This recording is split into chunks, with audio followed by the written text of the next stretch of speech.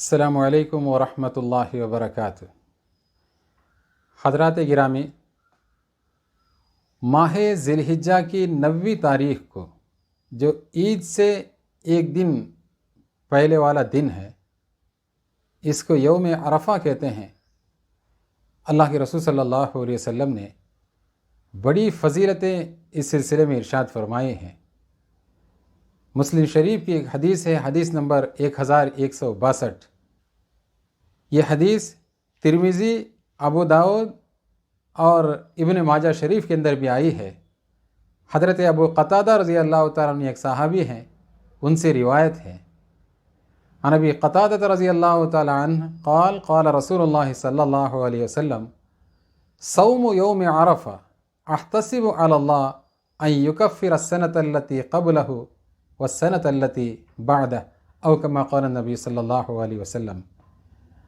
عرفہ کے دن کا روزہ مجھے اللہ تبارک و تعالیٰ کی ذات سے پوری امید ہے کہ اس کے بدولت اللہ تبارک و تعالیٰ ایک سال پہلے کے اور ایک سال بعد کے گناہ کو معاف کرتے ہیں۔ اللہ تبارک و تعالیٰ اگر توفیق دے تو ہمیں بھی کوشش کرنی چاہیے اس دن کا روزہ رکھ کر اللہ کے رسول صلی اللہ علیہ وسلم کے اس خوشخبری کا ہمیں اپنے آپ کو مستحق بنانی چاہیے۔ حضرات، اس دن روزہ رکھنے کی وجہ سے 2 سال کے گناہوں کے معافی کی خوشخبری اللہ کے رسول صلی اللہ علیہ وسلم نے ہمیں اور آپ کو دی ہے۔ اس سلسلے میں علامہ ابن قیم رحمۃ اللہ علیہ ایک بڑے محدث ہیں، یہ فرماتے ہیں یوم عرفہ سے پہلے والا جو مہینہ ہے یہ بھی بڑا محترم مہینہ ہے، اور یوم عرفہ کے بعد میں جو مہینہ آ رہا ہے محرم الحرام، یہ بھی بڑی فضیلتوں والا یہ مہینہ ہے۔ ان 2 مہینوں کی بنیاد پر اللہ کے رسول صلی اللہ علیہ وسلم نے ہمیں اور آپ کو 2 سال کے گناہوں کی معافی کی خوشخبری دی ہے۔ ایک دوسری توجہ کرتے ہوئے ایک بڑے محدث ہیں علامہ ابن حجر رحمۃ اللہ علیہ، وہ فرماتے ہیں کہ عاشورہ کا دن کا روزہ ہے، اس کی نسبت حضرت موسیٰ علیہ السلام کی طرف ہے۔ اس دن روزہ رکھنے کی وجہ سے اللہ تبارک و تعالیٰ اس کے بدلے میں 1 سال کے گناہوں کو معاف کرتے ہیں، لیکن عرفہ کے دن کے روزہ رکھنے کی وجہ سے 2 سال کے گناہوں کی معافی کا اعلان اس لیے ہے کہ اس کی نسبت سرکار مدینہ صلی اللہ علیہ وسلم کی طرف ہے، اور آپ صلی اللہ علیہ وسلم کی امت کے اعمال کے ثواب کو اللہ تبارک و تعالیٰ نے 2 چند کر کے زیادہ کر کے دینے کا وعدہ کیا ہے۔ اس اعتبار سے 2 سال کے گناہوں کی معافی کا اعلان آپ صلی اللہ علیہ وسلم نے کیا ہے۔ بہرحال جو بھی ہو، ہمیں اور آپ کو اس سنت حبیب صلی اللہ علیہ وسلم کی اتباع کی پوری کوشش کرنی چاہیے۔ حضرات، اس حدیث پاک کے اندر ایک لفظ آیا ہے صوم یوم عرفہ، عرفہ کے دن کا روزہ ہے۔ عرفہ کے دن سے کون سا دن مراد ہے؟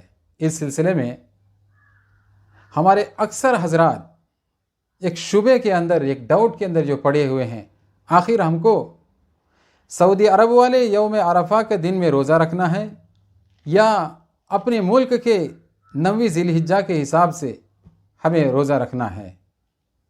آئیے آپس میں اس کو بحث و مباحثہ کر کے نا اتفاقی پیدا کرنے کے بجائے احادیث مبارکہ کے اندر اس سلسلے میں کیا خلاصہ آیا ہے اور فقہاء اکرام نے اس سلسلے میں کیا تحقیقات ہمارے سامنے جو پیش کی ہے، اس پر ایک نظر ڈالتے ہیں۔ سب سے پہلی چیز، یوم عرفہ کو سمجھنے سے پہلے چند تمہیدی باتیں سمجھنے کی کوشش کریں۔ یوم عرفہ کہنے کی چند وجوہات، چند ریزنز فقہاء کرام نے لکھے ہیں۔ سب سے پہلا ریزن یہ ہے، حضرت ابراہیم علیہ السلام کو اپنے لخت جگر، حضرت اسماعیل علیہ السلام کو خواب میں ذبح کرنا دکھایا گیا۔ یہ ذی الحجہ کی 8ویں تاریخ تھی۔ تو اس پر حضرت ابراہیم علیہ السلام کو ایک قسم کی بے چینی اور گھبراہٹ تھی. تو اس بے چینی کو اور گھبراہٹ کو ختم کر کے آپ کو معرفت کامل دلانے کے لیے، یعنی مکمل طریقے سے آپ کے دل کو پورا یقین دلانے کے لیے، دوسرے دن یعنی ذی الحجہ کی 9ویں تاریخ کو یہ خواب دوبارہ سے دکھایا گیا. چنانچہ حضرت ابراہیم علیہ السلام کو اس پر پوری معرفت حاصل ہوئی. اسی وجہ سے اس دن کو عرفہ کا دن اور یوم عرفہ کہا جاتا ہے. دوسری توجیہ فقہاء کرام نے یہ لکھی ہے کہ حضرت جبریل علیہ السلام نے حضرت ابراہیم علیہ السلام کو مناسک حج کے طور طریقے جتنے بھی ہیں سارے کے سارے پوری تفصیل کے ساتھ میں بتائے. اس پر حضرت ابراہیم علیہ السلام نے جواباً ارشاد فرمایا، عرفت، میں نے پہچان لیا، اس لیے اس دن کو یوم عرفہ کہا جاتا ہے. اور ایک توجیہ علامہ ابن الجوزی رحمۃ اللہ علیہ نے یہ بھی لکھی ہے، آدم و حوا تعارفا ہناک، حضرت آدم علیہ السلام اور حضرت حوا رضی اللہ تعالیٰ عنہا کا تعارف اس میدان میں ہوا، اس لیے اس دن کو یوم عرفہ کہا جاتا ہے. اور ایک توجیہ فقہاء کرام نے یہ بھی لکھی ہے کہ ذی الحجہ کی 9ویں تاریخ کو حجاج کرام ساری دنیا سے وہاں پر جمع ہوئے ہیں، سارے کے سارے عرفات کے میدان کے اندر بیک وقت جمع ہوتے ہیں، اس لیے اس کو عرفہ کا دن کہا جاتا ہے. بہرحال یہ اگر توجیہ، یہ ریزنز اگر ہمارے اور آپ کے ذہنوں کے اندر ہو تو ہم بہت ہی آسانی کے ساتھ میں عرفہ کے دن کے روزے کے سلسلے میں جو شبہ ہے، شک ہے، اس کو ڈاؤٹ کو کلیئر کر سکتے ہیں اور دور کر سکتے ہیں. اس لیے کہ عام طریقے سے سعودی عرب اور کچھ دیگر ممالک کے اندر ایک دن کا فرق ہوتا ہے. اس اعتبار سے ہمیں روزہ رکھنے میں شبہ ہوتا ہے کہ ہم اس اعتبار سے روزہ رکھیں یا اپنے ملک کی تاریخ کے حساب سے روزہ رکھیں.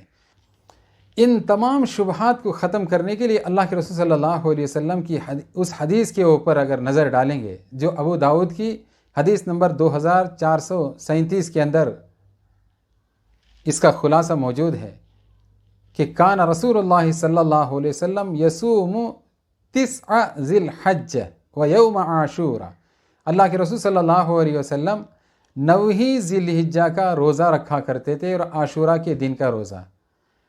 تو یہ سارے شبہات اس سے ختم ہو گئے. عرفہ کے دن سے مراد سعودی عرب والا عرفہ کا دن نہیں ہے بلکہ 9 ذی الحجہ ہے. تو 9 ذی الحجہ جس ملک کے اندر جس دن بھی آئے اس دن ہمارے لیے اور آپ کے لیے یہ عرفہ کا دن ہوگا اور اسی دن ہم اور آپ روزہ رکھیں گے. اور اگر ایسا نہیں ہے، اسی اگر ہم تشویش میں پڑیں گے، سعودی عرب والے عرفہ کے دن کے حساب سے روزہ رکھیں گے تو مختلف قسم کی شرعی پیچیدگیاں ہمارے اور آپ کے سامنے پیش آئیں گی. دیکھیے، سعودی عرب میں جس وقت دن ہوتا ہے روزہ رکھا جاتا ہے، مثال کے طور پر اس دن امریکہ وغیرہ کا جو وقت ہے رات کا ہے، تو وہ لوگ کیا ان کے روزہ رکھنے کے حساب سے ان کے وقت کو اگر لے لیں گے تو کیا رات کو روزہ رکھیں گے؟ ایسا نہیں ہے، وقت کا بڑا فرق ہے. اور اسی طریقے سے روزہ ہے، روزے کی شروعات ہوتی ہے صبح صادق سے لے کر غروب آفتاب تک، اور دن شروع ہوتا ہے مغرب کے بعد سے. تو اس اعتبار سے روزے کے شروعات میں اور روزے کے اختتام میں، یعنی صبح صادق میں اور غروب آفتاب میں، مختلف ملکوں میں اور سعودی عرب کے درمیان میں کئی گھنٹوں کا جو فاصلہ ہے، تو کیا ہم 9 ذی الحجہ کا کہ روزہ ان کے وقت کے حساب سے رکھیں گے؟ جب وہاں صبح صادق ہو اس وقت تک ہم کھاتے رہیں گے؟ اس لیے کہ ہماری صبح صادق جلدی ہوتی ہے اور ان کی صبح صادق تاخیر سے ہوتی ہے، اور اسی طریقے سے ہمارا غروب آفتاب جلدی ہوتا ہے، ان کا غروب آفتاب تاخیر سے ہوتا ہے.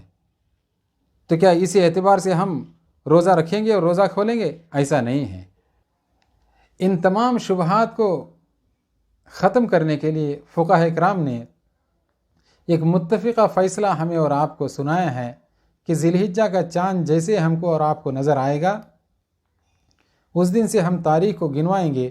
اس تاریخ کے اعتبار سے 9 ذی الحجہ جب بھی آئے، اس دن ہم اور آپ عرفہ کا دن کا روزہ رکھیں گے انشاءاللہ۔ دعا کریں کہ اللہ تبارک و تعالی ان احادیث مبارکہ کی روشنی میں ان شبہات کو جو ختم فرمائے، اور 9 ذی الحجہ کی تاریخ جب بھی ہمارے ملک میں آئے، بلکہ اس دن عرفہ کا روزہ ہے اس کا یقین کرتے ہوئے 9 ذی الحجہ کا روزہ رکھ کر اللہ کے رسول صلی اللہ علیہ وسلم کے ان خوشخبریوں کا ہمیں اپنے آپ کو مستحق بنانا اللہ تعالیٰ اپنے فضل و کرم سے آسان فرمائے۔ آمین یا رب العالمین۔ وآخر دعوانا ان الحمد للہ رب العالمین۔